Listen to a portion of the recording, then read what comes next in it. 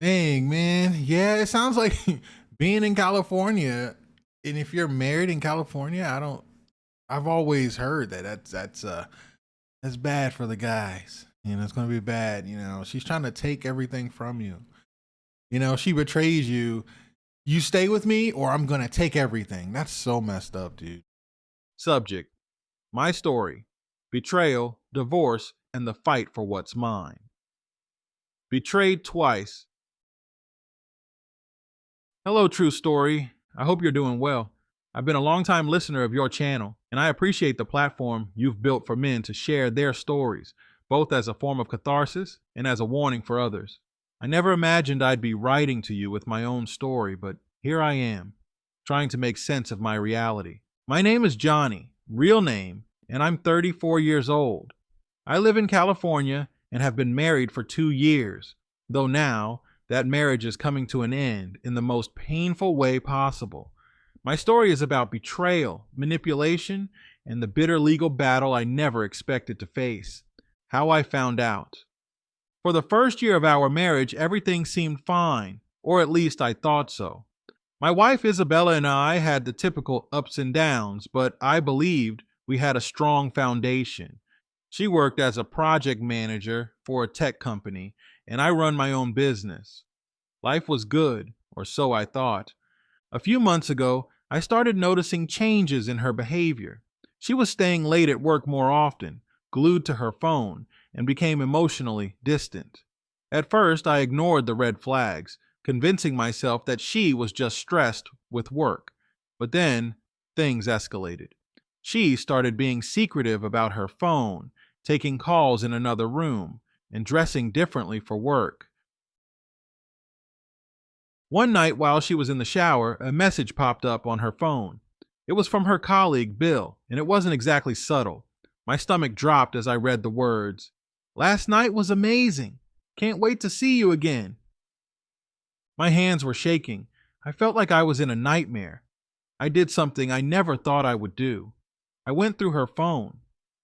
What I found shattered me. Months of messages, intimate photos, and detailed plans of their meetups. She had been cheating on me for at least 6 months with this guy. And the worst part? Some of their rendezvous happened while I was out of town visiting my family. Confrontation and her excuses. I confronted her that night. I remember sitting in our bedroom, phone in hand, waiting for her to come out of the shower. When she saw my face, she knew. She didn't even try to deny it. Instead, she gave me some rehearsed speech about how she had been emotionally unfulfilled and how she didn't mean to hurt me. The usual nonsense cheaters say when they get caught.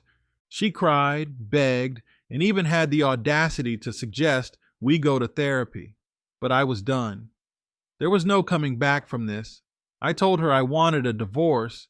The divorce battle begins. Filing for divorce should have been the hardest part, but it wasn't. The real nightmare began when she threatened me with something I never saw coming: my inheritance. Before we got married, I inherited a significant sum from my late grandfather. I had always assumed it was protected since I received it before the marriage, but she made it clear she was going to fight for it.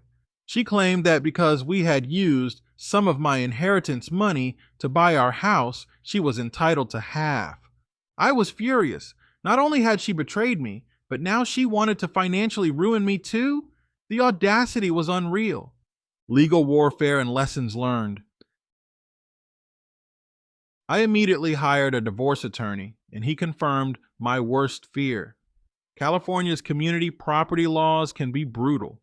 While inheritance is generally considered separate property, any part that is commingled with marital assets could be up for division.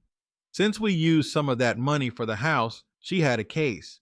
The battle is ongoing. She's playing dirty, making false claims about emotional distress, and trying to paint herself as the victim. Meanwhile, I'm just trying to protect what's mine and move on with my life. Why I'm sharing my story. I wanted to share my story with you because men need to hear this. We're often told to trust our partners and give our all in relationships, but the reality is that many of us end up blindsided. I never thought my wife would do this to me. I never thought I'd be in a courtroom fighting to keep what my grandfather worked his whole life to build. Marriage isn't just about love, it's a legal contract with serious financial consequences. If there's one thing I've learned from this, it's that men need to protect themselves. Get a prenup. Keep your finances separate. And if you ever feel like something is off in your relationship, trust your instincts. I appreciate the work you do, and I hope my story can serve as a lesson to others. Thanks for taking the time to read this, and if you choose to share my story, feel free to do so. Best. Update. Hello. True, I need to add more to this email. Crap has hit the fan. She is really playing hardball. I will say after the conversation. I took my lawyer's advice and cut all contact. The last conversation. Her, please, I'm begging you, don't do this. Don't just throw everything away like it meant nothing. We can fix this, but you have to be willing to try. Me, try? After everything? After all the lies, the manipulation? The way you've treated me like a backup plan instead of a partner. What exactly is left to fix? Her, us, our life, our home, everything we've built together. I know I made mistakes, but you made promises. You told me you'd never leave me, no matter what. Were those just words to you? Me. No, they weren't just words. But you broke the trust between us. You changed. And now you're not asking me to stay because you love me. You're threatening me. That's not love. That's control. Her. I'm not threatening you. I'm just reminding you of reality. That house, the life we have, it wasn't just yours. Some of that money came from your inheritance, sure, but we built this life together. And if you walk away, don't think for a second that I'm going to let you walk away with everything. Me. So there it is. That's what this is really about. Not love, not reconciliation, just money. You want to make my life hell if I don't stay. Do you even hear yourself? Her. No, that's not what I mean. I don't want to lose you, and I don't want to be left with nothing while you go off and live some new life without me. I sacrificed for us too, and you act like I don't deserve anything. Me. You deserve what's fair, but fairness doesn't mean you get to use my inheritance as leverage to trap me in a marriage that's already over. You know this isn't working. You know it. Her, softly, almost whispering. It can work. We can go to counseling. We can talk through this. You don't have to throw me away like this. Me. You're not listening. I'm not throwing you away. I'm making a choice for me. And you're proving exactly why I need to leave. The moment I say no, you try to punish me. That's not love. Her, desperate now, voice shaking. You think this is punishment? You want to talk about punishment? Try living with the fact that the person you love doesn't love you anymore. Try watching them walk away while you're left with nothing but shattered pieces of your life. Me. You're not the only one hurting. Do you think this is easy for me? That I want this? I wanted a future with you, but not like this. Not one where I feel trapped, manipulated, and forced to choose between my own happiness and yours. Her. Then choose us. Please, just give it one more shot, one more chance. If counseling doesn't work, I won't fight you on anything. But please, don't leave me like this. Me. I don't believe that. If I stay, it's just another delay before the next fight, the next threat, the next time you try to control me with fear. That's not how I want to live, and I don't think deep down it's how you want to live either. Her. So that's it? You're really going to do this? Me. Yes, I am. Her. Fine, but don't expect me to just sit back and let you walk away with everything. I'll make sure you regret this. Me. You already have. You know it. She looks at me, then storms out of the room. There's no turning back now. Of course it crossed my mind to... Never mind. I can't say that on your channel. Let's just put it like this. I believe OJ did it, and I understand why he did. My mom and dad are both pissed. My dad actually has connections here in California, so I wasn't born here. I moved here with a business partner. Why I moved to California and why I had to leave Joe behind. Why I left behind everything I knew in Ohio and why I cut ties with Joe after all those years of friendship and business. It's not an easy story to tell, but I want you to understand the full picture. So here it is. A fresh start in California. I grew up in Ohio, as you know. Small town, big dreams, always feeling like I was meant for something more than the life everyone around me seemed content with. I wasn't running away, but I was chasing something bigger. Something I knew I wouldn't find if I stayed in the same place, doing the same things, with the same people. Joe and I had been friends since college. We both had a hunger for success, a need to build something from the ground up. While everyone else was partying, we were mapping out business ideas, brainstorming ways we could make something of ourselves. He was like a brother to me back then, someone I trusted, someone I believed in. When the opportunity came up to move to California and start a business, it felt like fate. Joe had connections out there, and we both had the drive to make something happen. We packed our bags, left everything behind, and hit the ground running. It was tough in the beginning, long nights, empty bank accounts, rejection after rejection, but we kept pushing, and eventually it paid off. We built a business from nothing. I won't go into all the details, but we had something real, something successful. It wasn't just luck. It was years of sacrifice, dedication, and trust. At least, that's what I thought. The betrayal that changed everything. If you had asked me back in college who I trusted the most, I would have said Joe without hesitation. That's why what I'm about to tell you hit me so hard. Back in college, I dated this girl. Let's call her Sarah. We were together for a while, and I thought it was serious. I was young, naive, and in love. Things didn't work out, and we went our separate ways. It wasn't an easy breakup, but life moved on.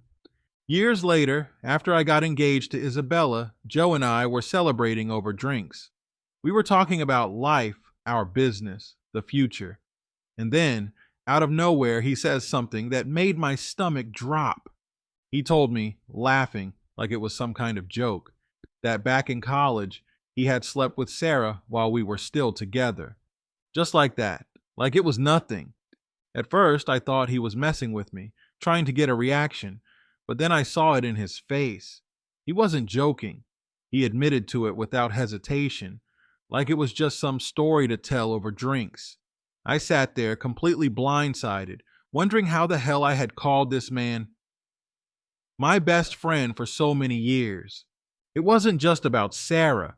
It was about trust, about loyalty, about the fact that someone I considered family had betrayed me and never thought it was important enough to tell me. He had looked me in the eye for years, built a business with me, and never once thought that maybe, just maybe, I deserved to know the truth. And here's the thing. I could have let it slide. It was years ago after all, but I couldn't shake the feeling that if he had betrayed me once and kept it from me for all these years, what was stopping him from doing it again? I was about to marry the love of my life. I was building a future that I wanted to protect, and I couldn't do that with someone who had already proven beyond a doubt that my trust meant nothing to him. Why I walked away. That night, everything changed. I told him I couldn't do it anymore. I couldn't be in business with someone I couldn't trust, someone who had already shown me exactly who they were. He tried to brush it off, saying it was in the past, that it didn't matter anymore. But it did matter to me. I walked away from the business, from our so-called friendship, from the life we had built. It wasn't easy. People thought I was crazy to leave something so successful behind. But what good is success if you can't trust the person standing beside you? California was supposed to be a fresh start, and in a way, it still was, but not with Joe.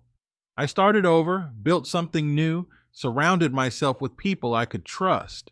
And looking back, it was the best decision I ever made. The lesson, I learned. If there's one thing I've taken away from all of this, it's that trust isn't something you compromise on. It doesn't matter how much history you have with someone, how many good times you've shared. If they betray you once and don't even have the decency to admit it until it's convenient for them, they'll do it again. I don't hate Joe. I don't waste my energy on that. But I don't need people like him in my life, and I never will.